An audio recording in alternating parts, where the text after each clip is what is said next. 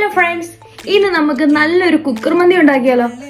എന്നെ പോലെ നല്ല മടിച്ചുകൾക്കും പിന്നെ ചോറും കറിയും വെച്ച് സമയം കളയാൻ പറ്റാത്തവർക്കും പെട്ടെന്ന് വീട്ടിൽ ഉണ്ടാക്കാൻ പറ്റുന്ന സാധനമാണ്. അപ്പം നമുക്ക് വീഡിയോയിലേക്ക് പോകാം.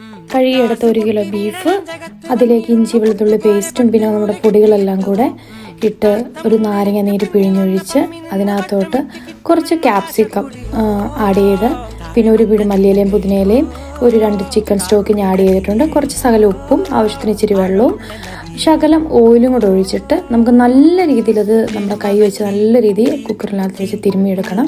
എന്നിട്ട് നമുക്കൊന്ന് 2 വിസിലടുപ്പിച്ചെടുക്കാം. നല്ലോണം വേവിച്ച് ആ സമയം നമുക്ക് അരി വേവിച്ചെടുക്കാം. അരിക്കകത്തോട്ട് നമ്മൾ സാധാരണ സ്പൈസസ് ഒക്കെ ആഡ് ചെയ്ത് ഞാൻ കുറച്ച് ലെമണും ഒഴിച്ച് നമുക്ക് അടച്ചു വെച്ച് അരി ഒന്ന് ഒരു 70% വേവിച്ചെടുക്കാം. അപ്പോഴത്തേക്ക് നമ്മുടെ ബീഫ് ഇവിടെ റെഡിയായി. അപ്പോൾ അതിനകത്ത് നിന്ന് കുറച്ച് വെള്ളം ഞാൻ എടുത്ത് മാറ്റി വെച്ചായിരുന്നു. അപ്പോൾ നമുക്ക് വേവിച്ച ചോറും അതിനകത്ത് ആഡ് ചെയ്ത് ആ വെള്ളം ഒഴിച്ച് 2, 3, 4 പച്ചമുളകും വെച്ച് പിന്നെ ഡ്രൈ ലെമൺ ഉള്ളവർ അതും കൂടെ ആഡ് ചെയ്യുക. എൻ്റെ ഇല്ലാത്തതുകൊണ്ട് ഞാൻ വെച്ചില്ല.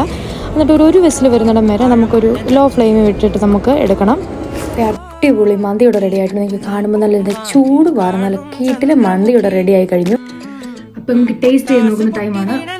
ചോറും ഞാൻ ഉണ്ടാക്കിയ സ്പെഷ്യൽ ഹോം മെയ്ഡ് ചട്നിയും നമ്മുടെ മയോണൈസും അത് ഹോം മെയ്ഡ് അല്ല, അതും കൂടെ കൂട്ടി നമുക്കൊന്ന് കഴിച്ചു നോക്കാം.